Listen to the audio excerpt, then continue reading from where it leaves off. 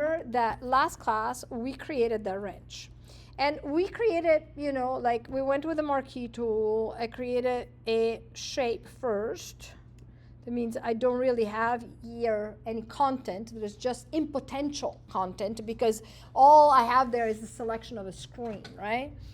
But I also showed you that once you have a selection in there, oh, sorry, let me deselect because I realized I was on subtract because the mouse had a little minus next to it. And I don't want to be in subtract. I want to be in regular new selection. So if I'm in new selection, I created a shape. I also showed you that you can go in select, save selection, and name it, just like we did with a wrench. Or if you go and look down here, you see that. It's called layer mask. Create new fill. Where is it? It used to have a little, used to be a little symbol that allowed you to save the selection. Oh, sorry. I mean, I need to be in channels. So you want to be in channels and click on this little symbol. That's what I was looking for. That looks just like the marquee, right? And I guess right here is this one, actually. That one gets rid of the selection. This one saves it. So this is the same of doing select, save selection. It's the same, except with the save selection, you can call it circle, for example. But you see that produces the same result.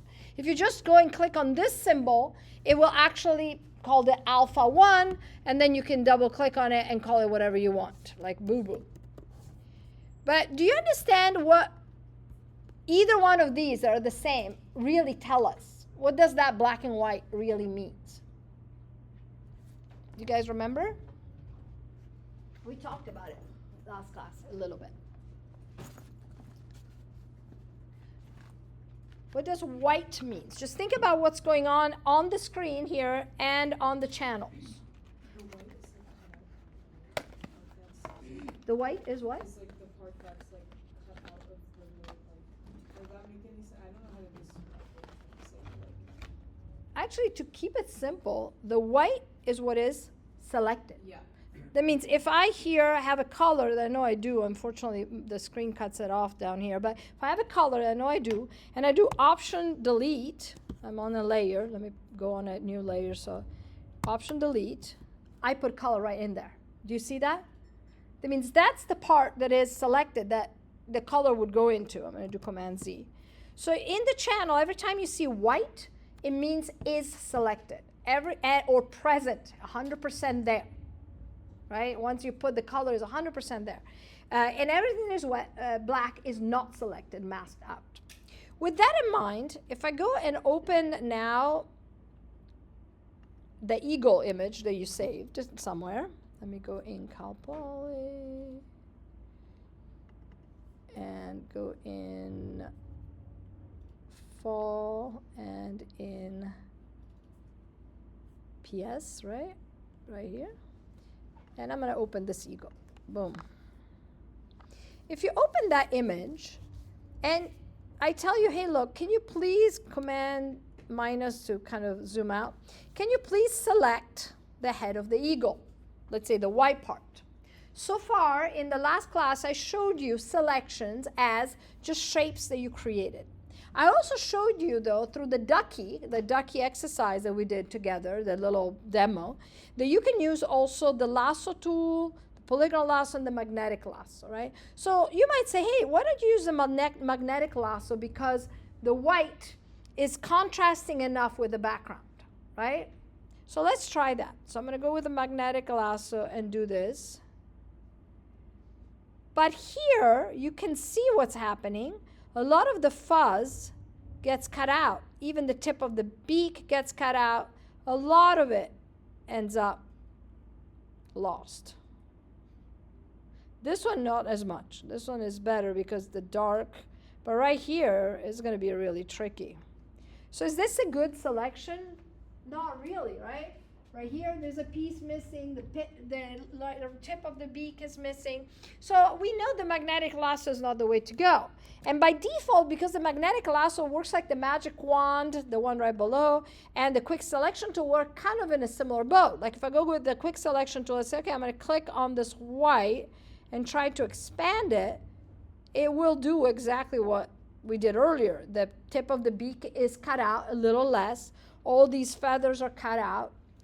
And the magic wand, same story. So how do I select? Let me actually go with the magic wand. I like to prove you things, not just say it, because you might say, magic wand, in fact, does a mess. You see that? Even worse. Now remember, though, the magic wand works on tolerance. So you can say, hey, look, I'm going to deselect, and I'm going to try to increase the tolerance and say contiguous and see what happens. Little better, right? It's more all closed up, and there's a little bit more colors included. But it's still doing a really big mess. If I uncheck contiguous, say, oh, let's see if this one works better. Ooh, not gonna work. You see what I mean? That the magic wand is really generally going on colors, but in an image like that, where there isn't a stark difference between colors or a bit of a blend or a blur, it's gonna be really, really tricky. So I'm gonna take the quick selection tool right now, and I'm gonna do the best I can. But a client would never buy this, right? Never pay me for this type of a sloppy job. Can you guys see the marking? Yeah, you can see the marching ants, sorry. So what I'm trying to teach you today is this incredible selection tool called quickmask. The only thing that is totally bogus, means not intelligent, is that it's called quickmask, because it's everything but quick. So what does quickmask do?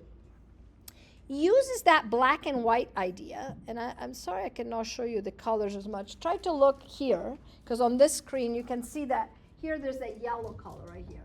And the other color, I have no idea what it is, but I believe it's possibly white. I cannot pull it. No, it's actually a kind of pinkish color. So right now I have in the foreground and background, sorry for the people on this side, but believe me, in the tools here on the end, right here, there are two colors. They're in the fold here. And I cannot do much else, because if I actually move the whole screen in, then those colors ends up under the dock right here. You can see that right now. You can see it, but they're under the dock. I need to move the dock eventually, but not now that I'm recording this.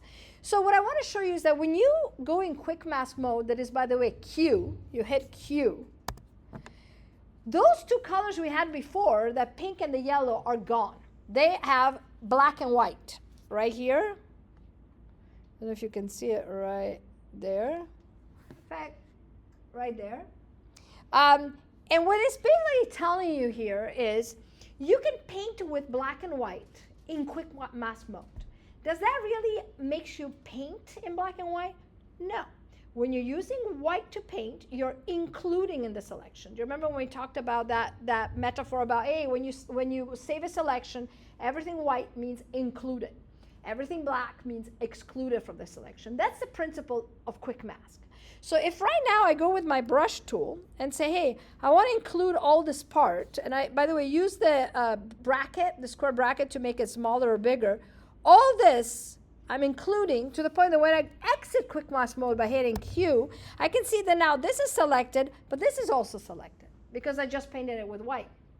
If I say, oh, shoot, I totally made a mistake, and you go back into Q mode, switch black and white by hitting X. X is the shortcut. And then you go in and fill it in. Now you'll see when you hit Q, that's not selected anymore. There's just the head of the eagle. So I showed you that because obviously you generally don't act on something that big. The quick mask is just simply the best for precise selection. In fact, if someone ever asks you to define the quick mask, the best way to define it is to say is the most precise selection tool. I'm going to try to put the layers here somewhere. So you can see what happens here. If I want to select the white, here is cut out, and I need to add to the selection.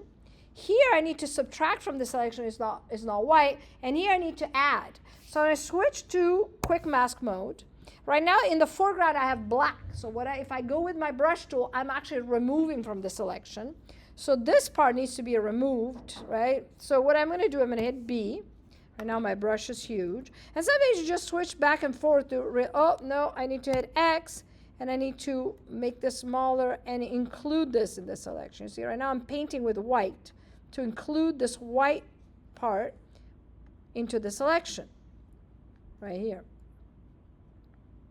All this needs to be, not all of it, but a big chunk needs to be selected. I'm not going to do a super precise job, even because it's a demo and it would take me a while, but you need to really make the best possible, most precise job you can make. So this now should be included when I hit Q. Do you see that now that this point that was excluded from the selection now is included? Now this part up here though, I need to exclude it from the selection. So I'm going to switch back to Q and I'm going to hit X so I can paint with black. And even though you can see it doesn't look like I'm painting with black, I'm painting with a red overlay. But that's kind of the way quickmask shows you what's included and what is excluded from the selection. So I go up here and kind of remove all the stuff that is a light gray to dark gray color. You see that?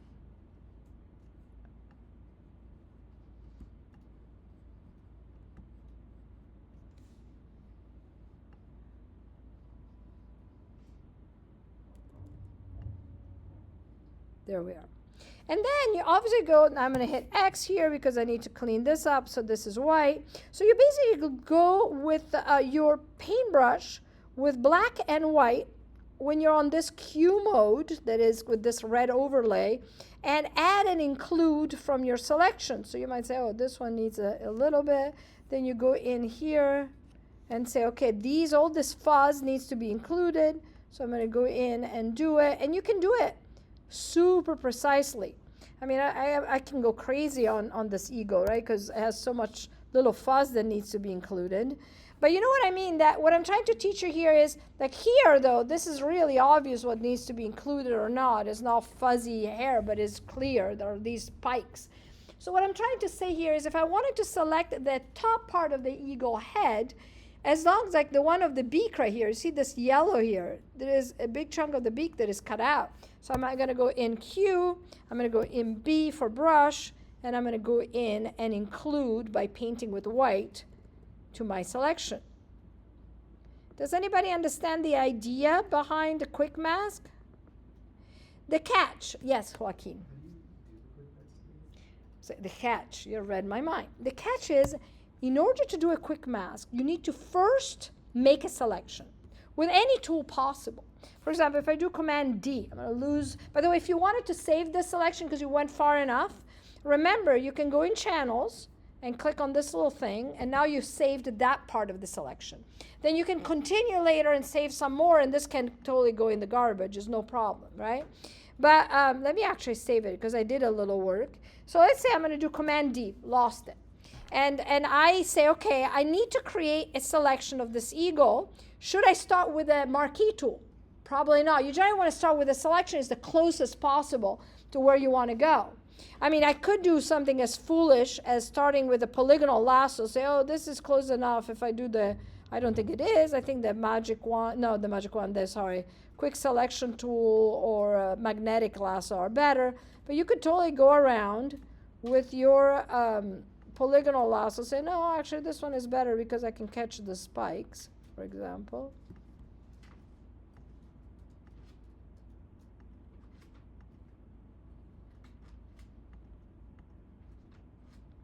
So you go all around with whatever selection tool you like, knowing that whatever you're doing, you're going to go and eventually fine-tune it with a quick mask, because you can tell generally right away when there's a selection that would be really hard to do with one of the quick and easy one-click tools, right? Like the magic wand and stuff. Generally, you can see, like when I saw this image, I said, perfect, because this is going to take some sweat. It's not something I can do like I did with a rubber ducky with a few magic wand click, or one actually for the rubber ducky.